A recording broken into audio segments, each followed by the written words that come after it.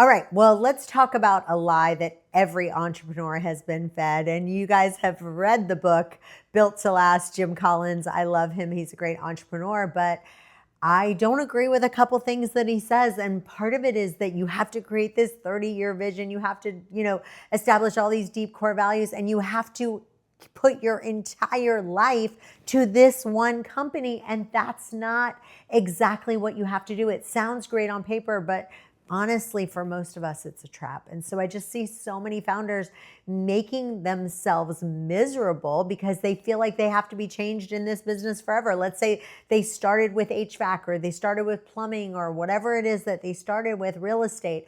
And then 5 years in, you're managing operations, you're dealing with HR headaches, you're putting out fires, and you didn't want to be an operator, you wanted to be a creator. And so what if I told you that the most successful, happiest entrepreneurs don't build businesses to last forever? They actually build them to sell. And so that's what I talk about in my book, Grow, Scale, and Exit, right? How to sell your business for millions. And let's just be real honest about self-awareness. Like one of my things my mom used to always say, she would literally say this, she would say, know thyself, which just means you need to be self-aware, because a lot of people are amazing at things. They are great at that 0 to 1 million phase, and it's thrilling, right? Then they get to the 1 to 10 million phase, and the scaling, the day-to-day mundaneness, it actually crushes them. And I want to share a story about a guy named Joey Redner. I listened to a podcast with him, and he built Cigar City Brewing. And he had a great success story, but he said every time they had to, open a new location, they sold out of beer, they had to borrow more money. First he borrowed from his dad, then the SBA. And one of the things he said is when he had to sign another personal guarantee, he was like, you know what, I'm done. And he sold the company, he put the money in his pocket, and he was like, I'm so much happier. And there's no shame in that. And one of the things I love to tell people is that entrepreneurship doesn't have to be a 40-year prison sentence, right? Like you can actually do it in a 5-year sprint. Like you can build it, you can exit it, you can take a break, and then start with something else. It could be in the same field, but you might be burnt out from that field. And a lot of business owners, after they sell it, they actually regret selling it, and some people don't. And I want to kind of talk about the difference between that. And in my book, I call something the dream factor versus the dread factor, right? Because a dread factor is something that you're like, the reason why I'm selling this is because I am miserable. I'm tired of these employees. I'm tired of that. But if you have a dream factor where you go, you know what? I'm genuinely excited to do the next thing.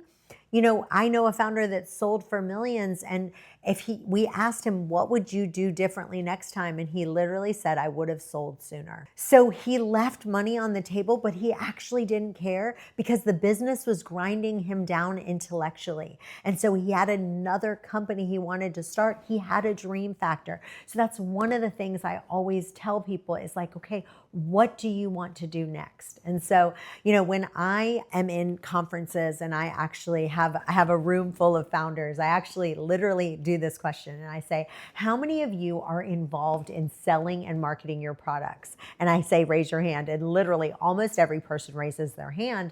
And what I say to them is, you have the right skills, but you are selling the wrong product. Your job as an entrepreneur isn't to just sell your service, to sell your software. Your job, ultimately, what's the name of my book? Grow, Scale, and Exit. Your job is to sell your company. Yes, you're probably the best in sales in your business. Who cares? You need to hire salespeople. So you need to take those exact same sales skills and point them at strategic partners, investors, and potential acquirers. And I want to give you an example of like punching above your weight. Me, my husband, and my son were actually watching this fight. We actually made a bet, and there were two fighters out there. And one, I literally said, I'm like, he doesn't even look like a fighter. He just looks really like soft. And the other guy was like really built. And we kind of were joking about punching above your weight. And so if you want to sell your business, you want to punch above your weight class, right?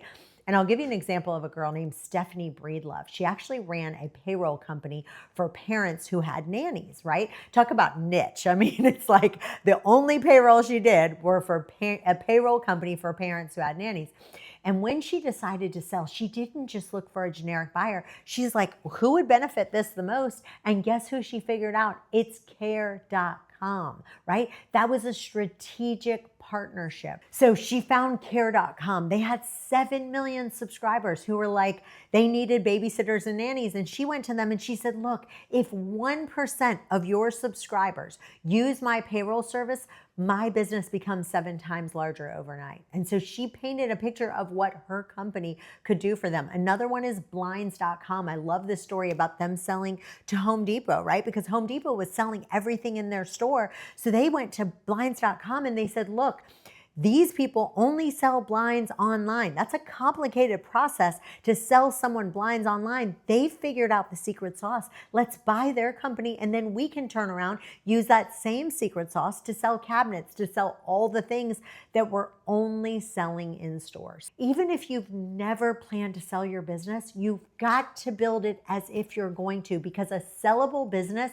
is a business that runs without you. It gives you the one thing that you actually started this journey for. Because here's the thing, a sellable business is a business that runs without you. And a business that runs without you gives you the one thing that you actually started this journey for, which is freedom.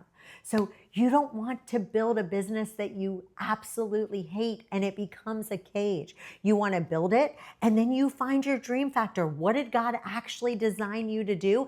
You then can play the game on your own terms. So if this hits home for you, hit the like button, subscribe, and let me know in the comments what your next move is. See you in the next one. Thanks for being with us today.